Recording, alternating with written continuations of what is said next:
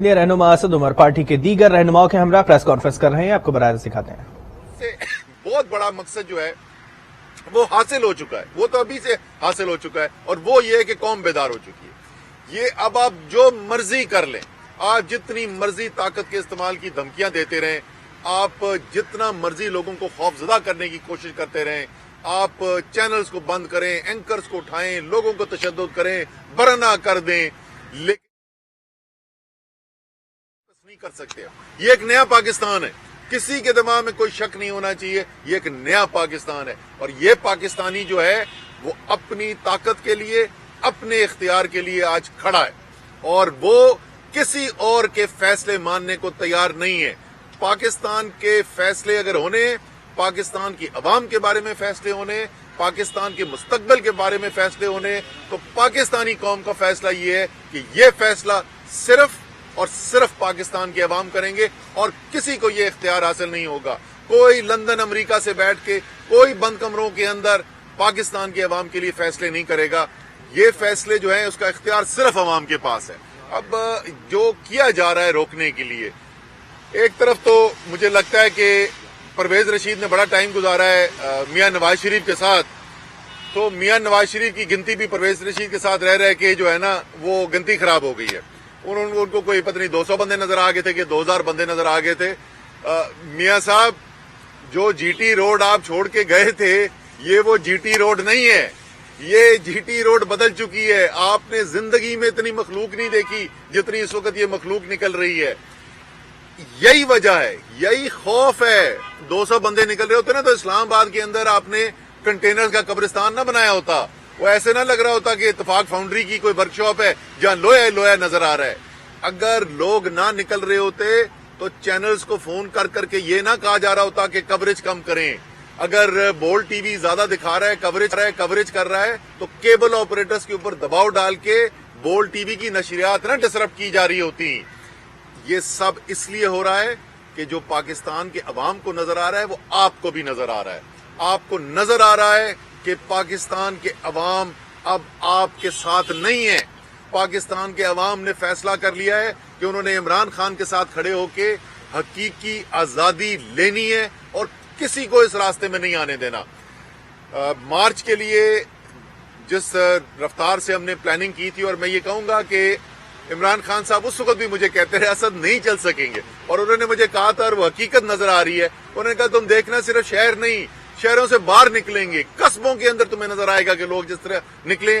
और आप कल एक छोटी सी जगह जी मोड़ एमनाबाद, आप वहां पर देख लें कि जो अवाम वहां पर निकल के आई हुई थी, इसी तरीके से जिस इलाके से गुजरते हैं उसका नतीजा ये हुआ। अब हमारे पास दो ही ऑप्शन थी खान साहब के पास, या तो बीच में रास्ते छोड़ते हुए वो जल्दी करके कोशिश करें और जुमे को यहाँ 4 तारीख को इस्लामाबाद पहुंचे, या ये है कि ये जो एक तारीखी मार्च हो रही है, जैसे मैं इस वक्त पाकिस्तान में ज़हनी इनकलाब आया हुआ है, इसके साथ खड़े होके अवाम के साथ अगर लगते हैं 2-4 दिन ज्यादा तो बेशक ज्यादा लगा दें, और वो पूरा जो इलाका है उधर से अवाम के साथ राब्ता रख कर आगे चले। तो खान साहब ने ये फैसला किया कि वो 2-4 दिन अगर ज्यादा लगते हैं तो वो कल मैंने मुतबादिल एक प्लान जो है वो बनाकर खान साहब को दे दिया है। आज इंशाल्लाह उसके ऊपर फैसला हो जाएगा कि किस दिन वो टारगेट करना चाहते हैं कि किस दिन यहाँ पे इस्लामाबाद में पहुंचा जाए। लेकिन एक बात के ऊपर किसी को कोई शक नहीं होना चाहिए, वो जो दिन भी हुआ, वो जो तारीख भी हुई, जिस दिन इमरान खान ने यहाँ पहुंचना है, पाकिस्तान की अवाम का सबसे बड़ा इज्तिमा आपने यहाँ पर देखना है। एक अवाम का समुंदर आने वाला है। वो खौफजदा हुए में वो जब भी वो कह रहे हैं कि जी ये तो हुकूमत अगर आपकी है तो आप जत्थे लेके आ गए। शर्म करो, तुम पाकिस्तान के अवाम को जत्थे कहते हो। यही वो लोग हैं जिनके वोट से तुम्हें इक़्तिदार मिला करता था, अब तुम्हें ये जत्थे नजर आते हैं सिर्फ इसलिए कि पाकिस्तान के अवाम की शऊर बेदार हो गया है। उनको नजर आ गया है कि तुम लोगों ने सिर्फ लूटा है इस मुल्क को, अपनी दौलतें बनाई हैं, खानदान तुम्हारे अमीर हुए और पाकिस्तान के अवाम गरीब होते चले गए। वो वजीर आजम बेचारा जो कुर्सी पे बिठा दिया गया है उसको अभी तक यकीन,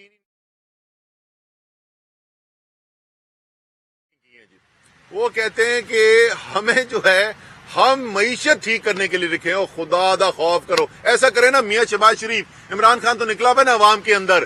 میں آپ کو چیلنج دیتا ہوں, آئیں اپنے سیکیورٹی پروٹوکول دور کریں اور آپ کو میں پنجاب کے نا, پنجاب کے ووٹ لے کے آپ جیتتے رہیں, باقی صوبوں کو تو ویسے ہی آپ نے کبھی لیفٹ نہیں کرائی, ووٹ پہ آتے تھے. آئیں ذرا نکلے, میں آپ کو پنجاب میں لے کے جاتا ہوں عوام کے اندر. ذرا بیٹھے نا عورتوں کے سامنے, پولیس پروٹوکول نہیں, رانا ثناءاللہ کی دھمکیوں کے پیچھے چھپ کر نہیں, رینجرز کے پیچھے چھپ کر نہیں. آئیں ذرا عوام کے اندر نکلیں, آپ کو لگ پتہ چاہے گا کہ عوام سمجھتی کیا ہے کہ آپ نے کتنی خدمت کی اور معیشت کتنی ٹھیک کرنے کی کوشش کی ہے.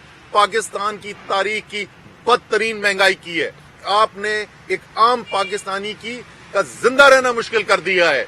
آپ یہ جو اشتہار چلا چلا کے لوگوں کو بیوقوف بناتے تھے نا, لوگ اب بیوقوف بننے کو تیار نہیں ہے. جتنا مرضی آپ الیکٹرانک میڈیا کنٹرول کر لیں, جتنا مرضی پرنٹ میڈیا کنٹرول کر لیں, آج سوشل میڈیا نے پاکستان کے عوام کو آزاد کر دیا ہے. آپ کا جھوٹ بکنے نہیں والا. لیکن میاں شہباز شریف, میں آپ کو یاد دلاتا رہوں گا, میرا چیلنج یاد رکھنا. آئیں ذرا عوام کے اندر کھڑے ہو کے دکھائیں, لگ پتہ جائے گا قوم کدھر کھڑی ہوئی ہے. اب آخر میں یہ ضرور کہوں گا, یہ بڑی اس کے اوپر بھی بات ہوتی رہی, جی آپ کس سے بول رہے ہیں, آپ کو الیکشن کس سے چاہیے. دیکھیں یہ پاکستان میں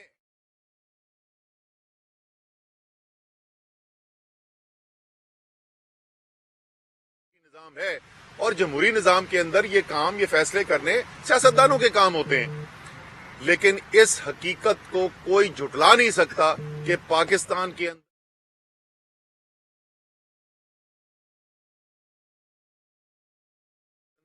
پاکستان کی اسٹیبلشمنٹ کا بھی کردار رہا ہے.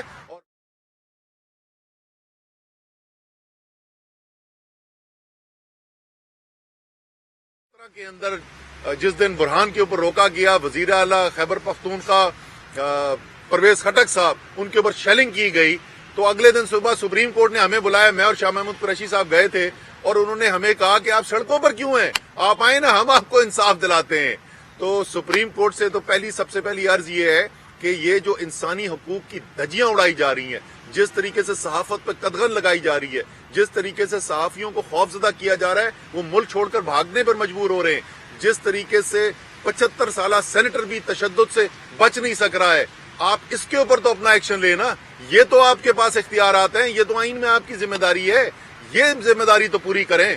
اور اسی طریقے سے اسٹیبلشمنٹ بھی پتہ ہے ان کو, یہ میں ان کو کوئی نئی چیز نہیں بتا.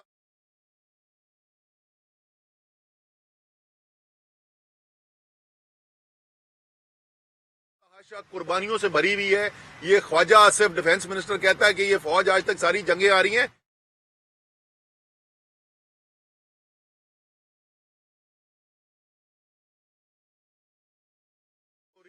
اس جنگ کے اندر جس طریقے سے شہادتیں ہوتی نہیں ہیں, کل بلوچستان کے اندر شہادتیں ہوئی ہیں, ہمارے 2 جوان شہید ہوئے ہیں.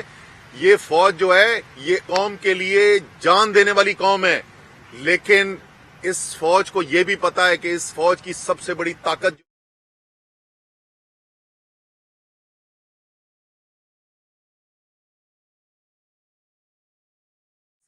اس کے عوام, اس کی قوم جو ہے اپنی فوج سے محبت کرتے ہیں. وہ جو قربانیاں انہوں نے دی ہیں وہ اس کی وجہ سے ان کے دل میں ان کی جگہ ہیں.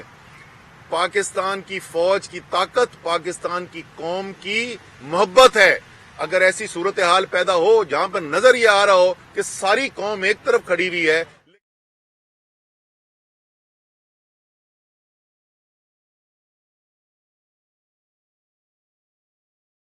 کہ ٹھیک ہے پھر ہم خوفزدہ کر کے دبا لیں گے. اگر پاکستان کے عوام کی محبت جو ہے اپنی فوج کے ساتھ, اس کو خوف میں بدلنے کی کوشش کی گئی.